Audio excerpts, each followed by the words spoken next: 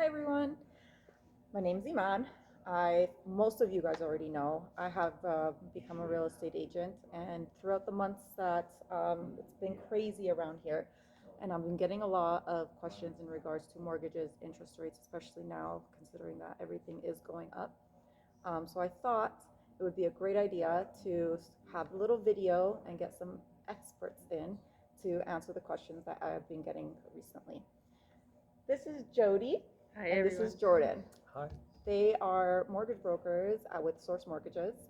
Jodi actually owns the company, and Jordan is amazing because I send all my clients to him, and he picks up my calls even when it's 11 p.m. at night.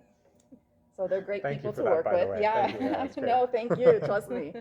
So I thought it would be a good idea to just have a sit down, answer some questions that I've been getting, and then also just kind of pick their brains about what they've been experiencing, and hopefully it can help you guys when applying for mortgages. So, first questions I have for you guys is, I always get the question, how's the market? And it always, my response to that is, well, what are you looking for? Are you looking to buy, sell? And in that case, where are you looking to buy and sell?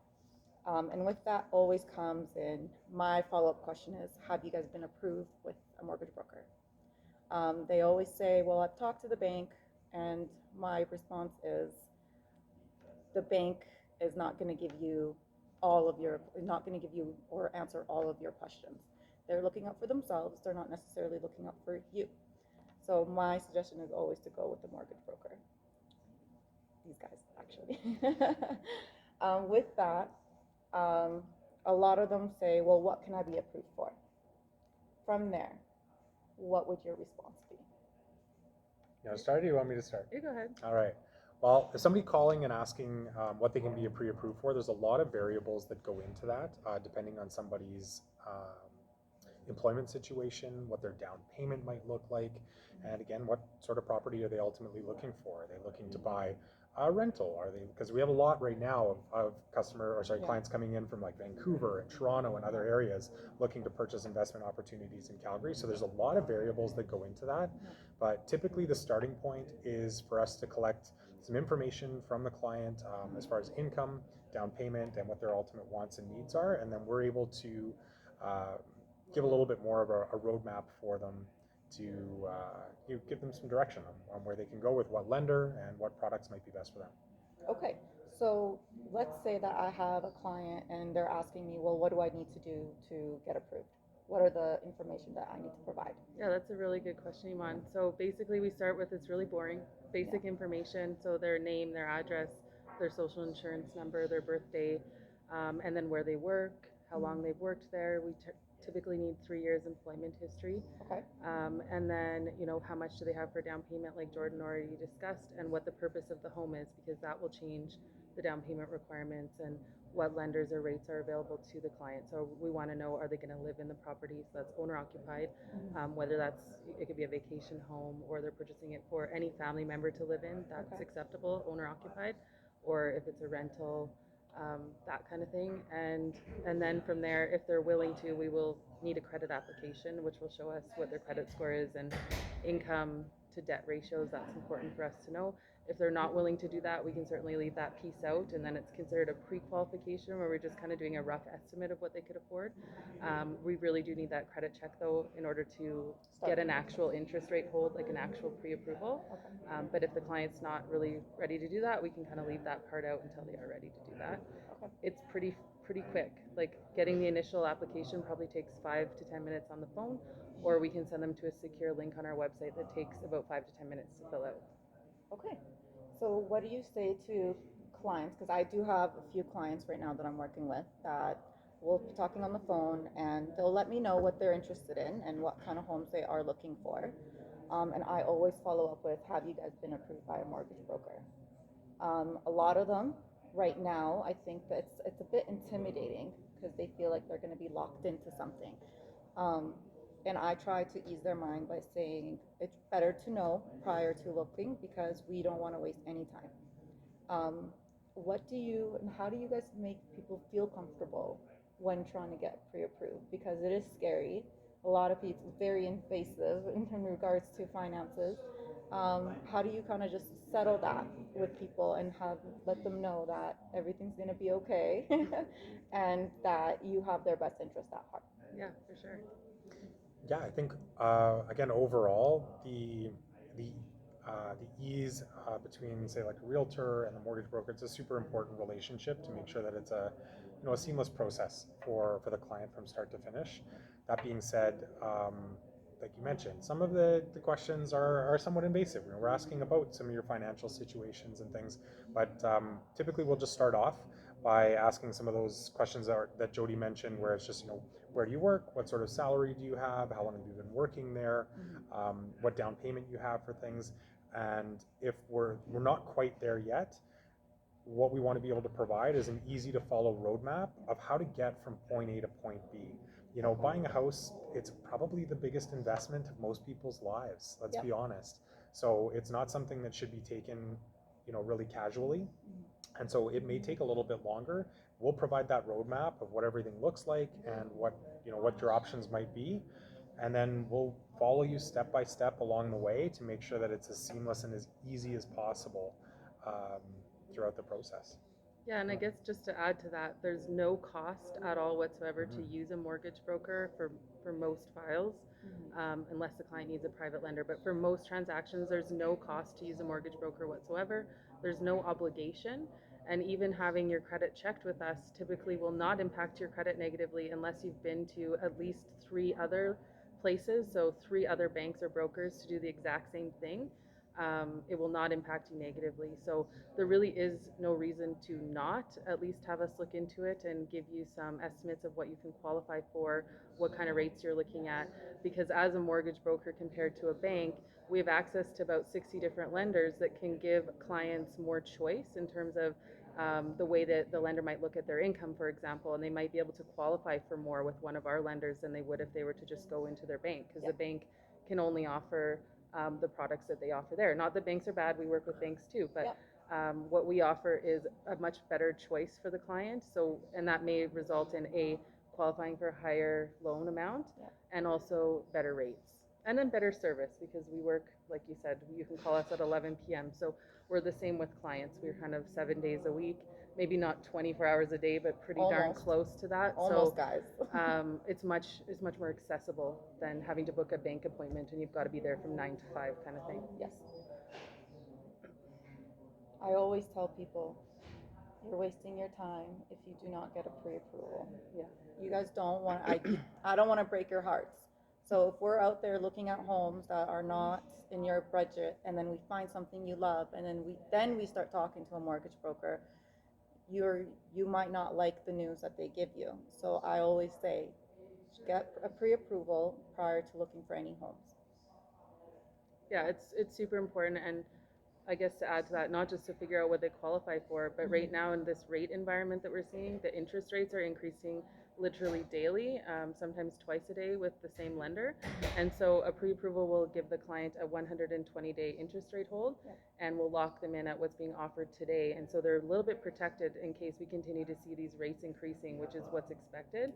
And that way, if they're out looking for a home, they're not going to pay more for that home in terms of the mortgage, the interest rate, just because they didn't get that pre-approval, which has no cost or obligation. So let's touch on that if you guys don't mind. We have been looking at the interest rates, and people are starting to get a little bit more scared to buy a home because the interest rates keep going up. What would you say to those people? Because they're not going to stop. The interest rates will continue to rise throughout the year. We know this. But what would you suggest? I mean, yeah, over the last 2 years, we've been in a really funny environment generally, globally, but interest rates as far as mortgage goes have been at like absolute historic lows. And so the increase right now in rates is to stem inflation and some other economic things, but by us, again, by what Jodi was saying to lock in a little bit early, it's going to protect you along the way. But there are going to be changes throughout the next 2 years, likely to continue to stem inflation. And you want to?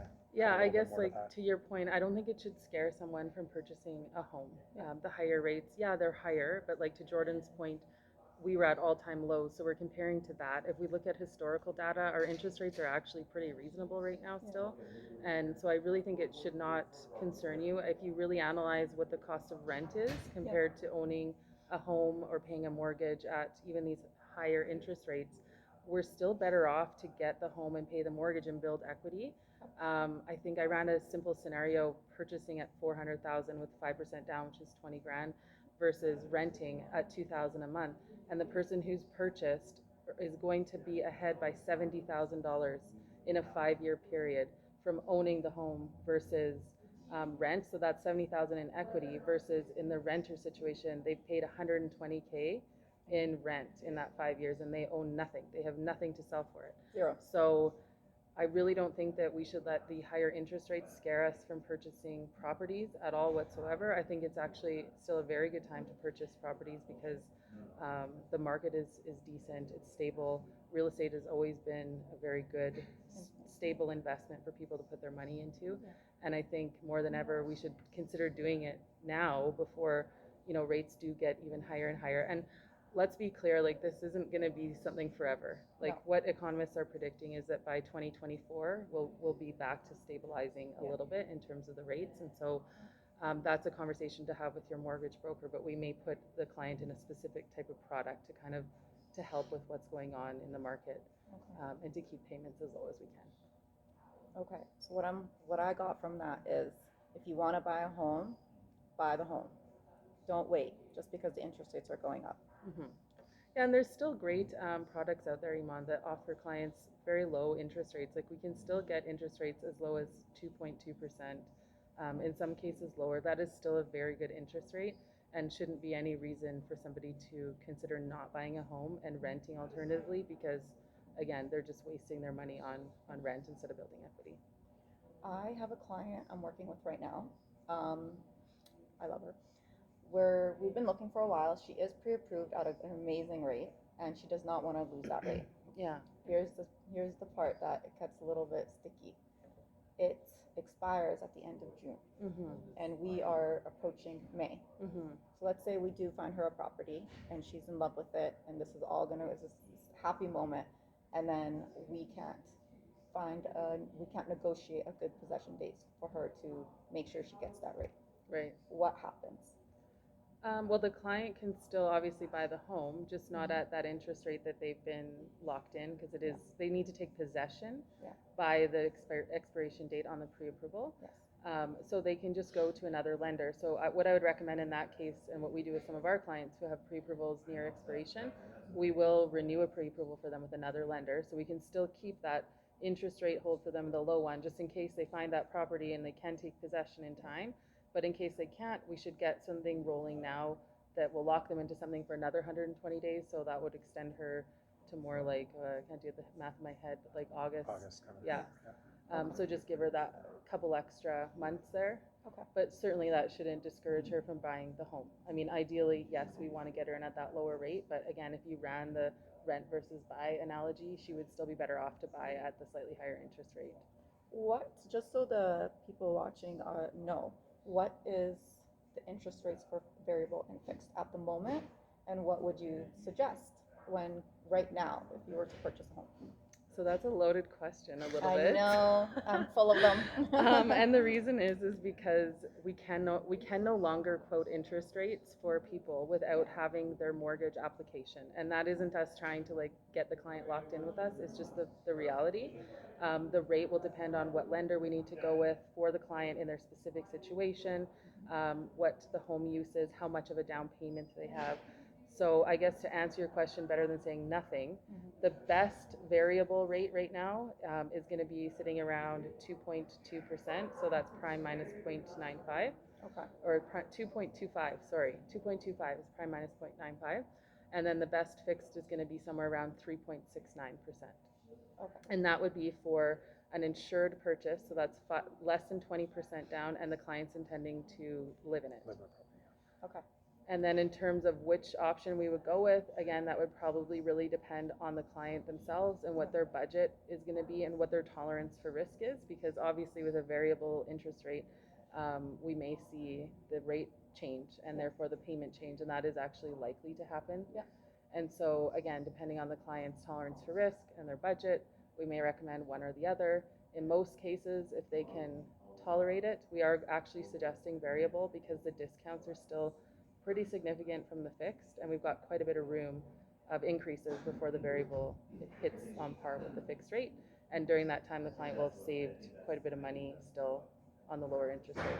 And then you can always switch to fixed once. Yeah, you can always the lock interest a rates go up. variable into a fixed at any time, just you have to take whatever the best fixed offer is. So I always caution clients, if you want to lock your variable in, it's likely because it's going up. Yeah. And so if variable is going up, probably so is fixed. And so just to be aware of that. But you can certainly call your broker, your bank, your lender at any time and get a quote for that fixed rate and lock it in. Perfect. Yeah. Okay. Thanks, guys. Mhm. I learned something new too. I have a few friends that have been asking me questions in regards to what they're going to be approved for. And I always give them the answer that we just spoke about. Well, you need to contact your mortgage broker and provide them some information so that they can tell you what you're approved for.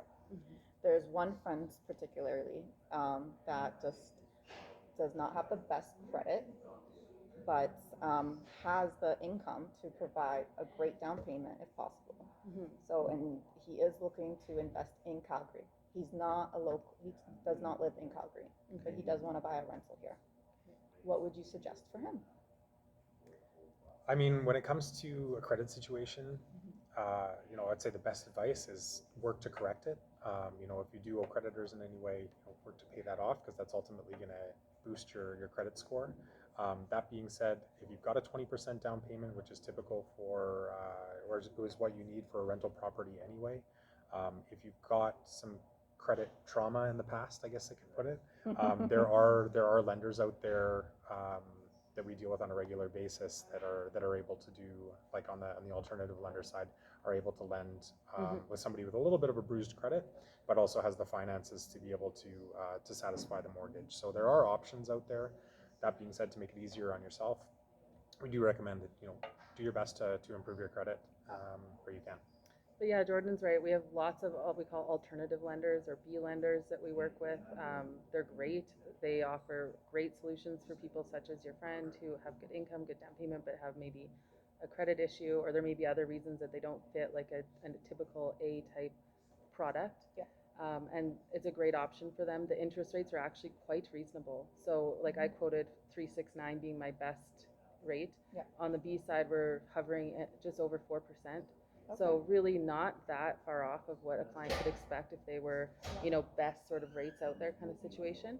And many of those lenders have A sides like to their business. And so after the client, say, got the mortgage for a year or 2 years and has done the work to fix their credit, we can flip them over into an A product with a lower rate and kind of continue their mortgage journey that way. So it's never meant to be like a permanent solution for them. It's kind of like, yeah, let's just get you into a home now. It's better than not owning. And then we'll switch you when we've coached you and you've kind of corrected whatever the reason is that they weren't approved in the first place to something with a lower rate. Okay. What if, because this was also part of the conversation, what if they can get a cosigner with amazing credit, but retired? So I guess it just depends on the deal.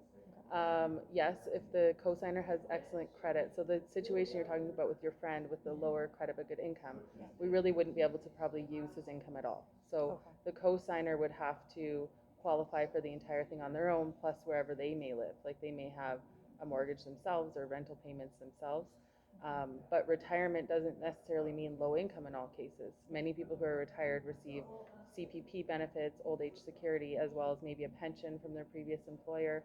Some have investments that they draw income from, like dividend income, or they actually are cashing that out. As long as there's a history of them doing that on, say, a 2-year basis, and we can demonstrate that they have funds left to continue to do that, that cosigner who's retired may actually be a great option to help the friend purchase. Okay. So it's very deal dependent. Like that's why it's so hard for us, like to get calls where people are like, can you tell me we really can't do that. It really doesn't take us long either to get a little info. It's 5-10 minutes, and then we can kind of start a file and give you proper information based on your exact situation. Okay. Do you guys get a lot of people that have numbered companies that want to buy homes through their companies? you want to answer that? Or do you want me to answer that? I mean, buying a home like through their company or for their company, Yes. it happens. I don't know if it's necessarily advisable. Okay. I mean, Yeah, we're getting it less and less, and the reason Yeah. being that even when you purchase a property through, like, say, a holding company or a numbered company, you still have to have a personal guarantee on it. So it does go on your mortgage, or on your credit, rather. Okay. They're going to still look at your credit history, your income history, all of that stuff is going to come into play. Okay. And there's very few, if not zero, A lenders out there that will do that anymore.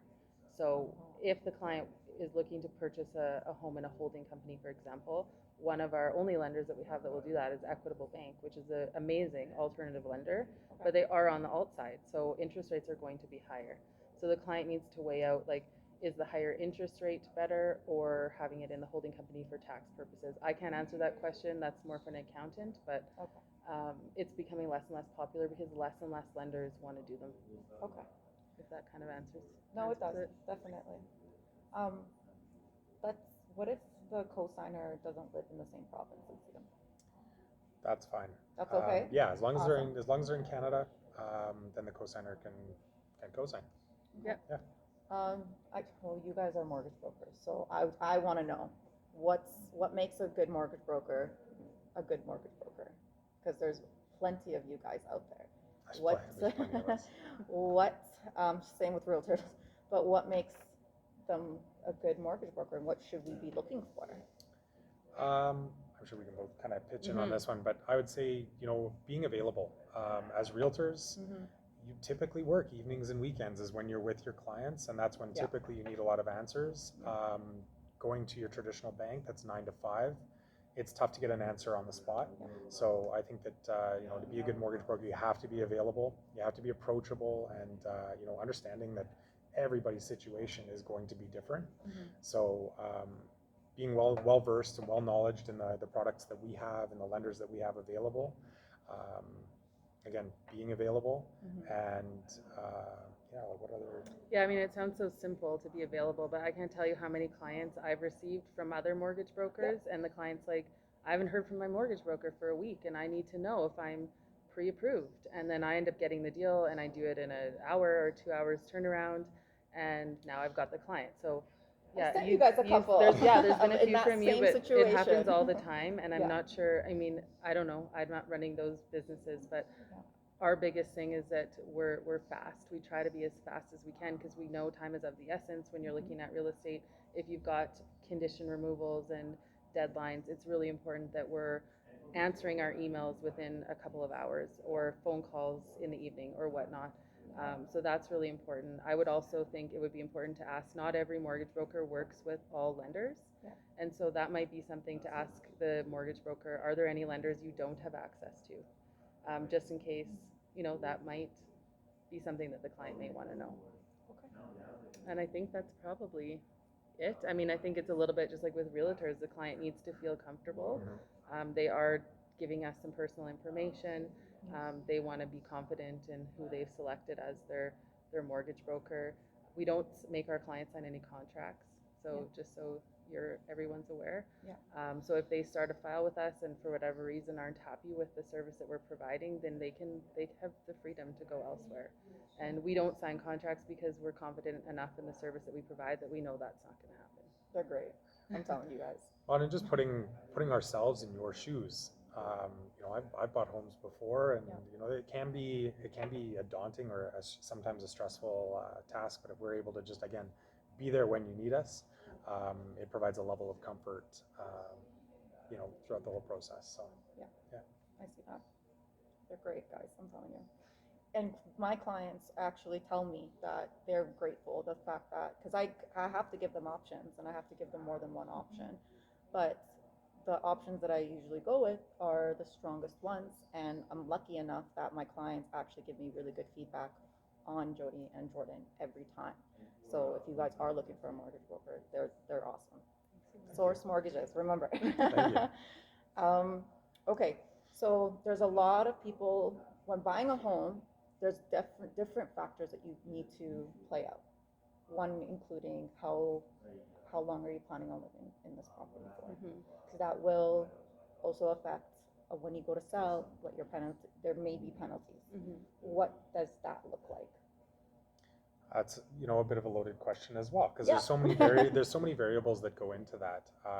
Depending on what market you're in and how, like, if you know that within 3 years you're planning on selling because you've got to move somewhere else, the product that we would put you in likely would be geared towards that. Like a variable rate mortgage, typically 3-month payout or 3-month interest payout, and that's your prepayment penalty, full stop.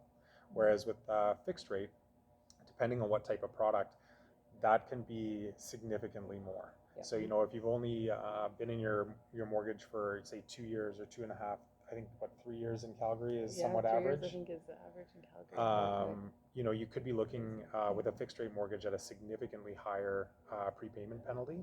So it's great that you are, like, be honest. If you think you might be moving in three years or so, let us know, just so that we can best advise you as to what those options might look like, and then you can make the educated decision from there. Yeah, and I guess to add to that though, most of the mortgage products that we work with on the fixed side are what's called portable. So that means that the client is actually able to take that mortgage with them to another property. So if they sell the one that they're in now, as long as they buy within, they usually have about 90 days to transfer that mortgage to the next property. And most people will meet that deadline because they need to live somewhere, right? Yeah. Then they can take that mortgage with them and not have a penalty at all. If they need to add more money in order to, buy a more expensive home, then the lender will lend them that additional money at whatever their best rate is at that time, but they'll keep the exact same rate and payment and everything on the funds that they're transferring over. So it's always, like, what I say to clients is, as long as you intend to still be a homeowner, it's really not something you need to stress over too much, because we can transfer it. And I think most people who get into the real estate market intend to stay there. The only reason you would probably leave is if you're, like, leaving Canada. And I think for most of us, that's not something that we're considering, but that would really be the only reason I would really panic about trying to figure out how long am I going to live in this home for. Okay. Yeah. Do you find that people, when they first approach a mortgage broker, that they omit information because they're nervous about because they may have different plans, but they're scared to tell you those plans because... I think that can happen. Yeah.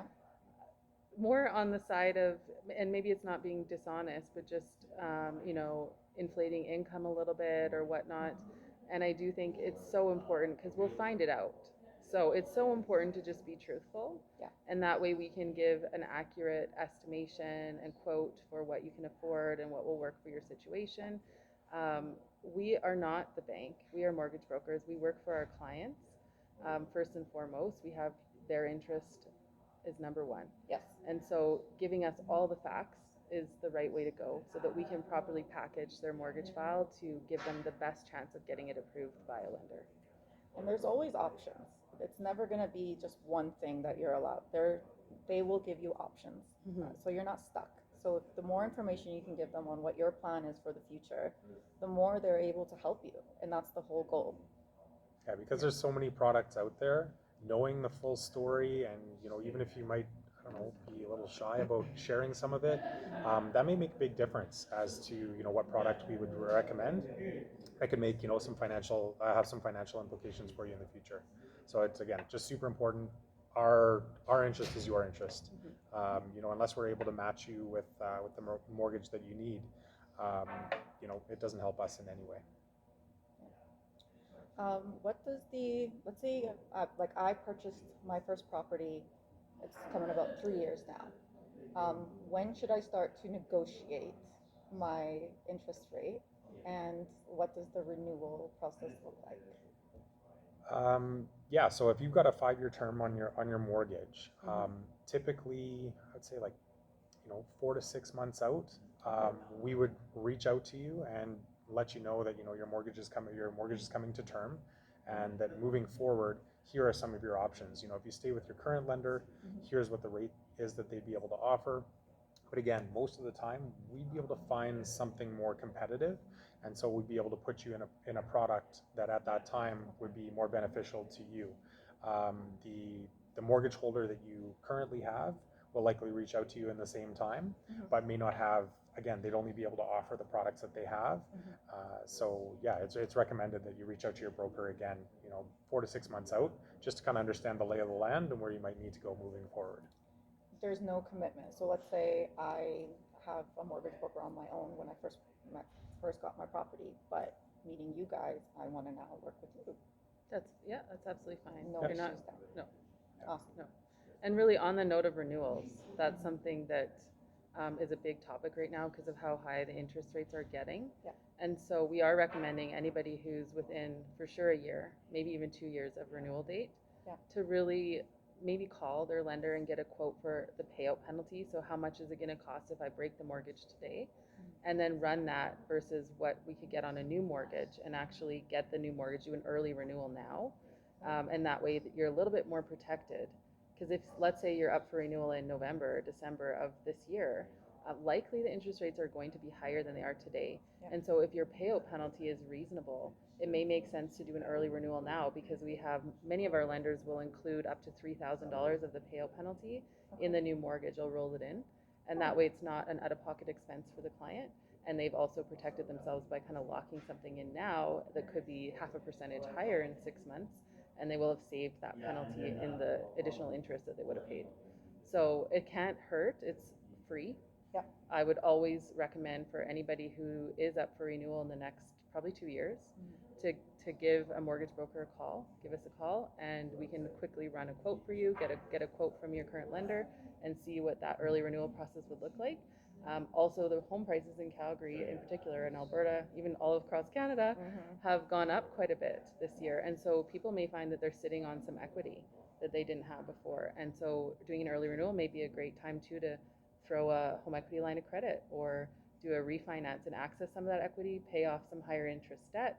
With the interest rates going up, the most important thing is paying off some of that unsecured stuff, like our credit cards, lines of credit, and that can really help people with, interest, cash flow, everything. Yes. So. Okay. That actually helps me a lot. Sorry, you got way too much information. I'm a little early with that, but I do suggest that if your renewal's coming up, to talk to your mortgage broker, but also you can reach out to others and see what else is out there. To add to that a little bit, over the next 2 years, 37% of Canadian homeowners are up for renewal. Yep. So that's a huge. I mean, that's a third of us Yes. that are up for renewal within the next 2 years. So it's good to get this on your radar. Okay. What do you guys, just with how the market is right now and the interest rates going up, what's the one advice you would give people? The one advice I would give people, Eman, is not to wait. Definitely to consider doing a pre-approval or look at if you own a home and you're looking maybe to renew it, refinance, check what your options are now. Don't wait thinking that, I'm just going to ride this out and the rates are going to come down. That has proven to not be the case over the last few months. I know I have several clients probably kicking themselves that they didn't consider doing this a couple months ago. Yeah. And I do, from everything that I've read on the economic outlook, we are expecting that interest rates are going to continue to increase throughout 2022. Yeah. And so, again, there's no cost or obligation. Just reach out, because not doing so may end up costing you thousands of dollars in additional interest on either the purchase side, pre-approval, renewing, refinancing, whatever the case is. Okay. It's that thing with the star. The more you know. Yes. So it's Yeah, really the more important. you know, and nothing. Again, there's no obligation. So just because they call us and we do a quote for whatever it is, they can just be like, I don't want to do it, and we just cancel the file, and that's it. And that's You're it. on your merry way. It's not a big deal. Okay. But at least you've done that legwork to know what your options are, and so you're not kicking yourself down the road when you're like, I should have, could have, would have. Always ask. Yeah. You're not going to lose anything. And sometimes those early renewals, are thousands of dollars in savings. Yeah. So it can make a big difference in the long term. I'm working with a client right now. We actually conditional sale at the moment, and interest rate is a definite. I know we're talking all about that, but he is definitely worried about getting a higher interest rate with a B lender for many different reasons. What would you say to those people that are worried about there's religious beliefs, there's financial situations that they're in, but their thought process is, well, I'll just rent.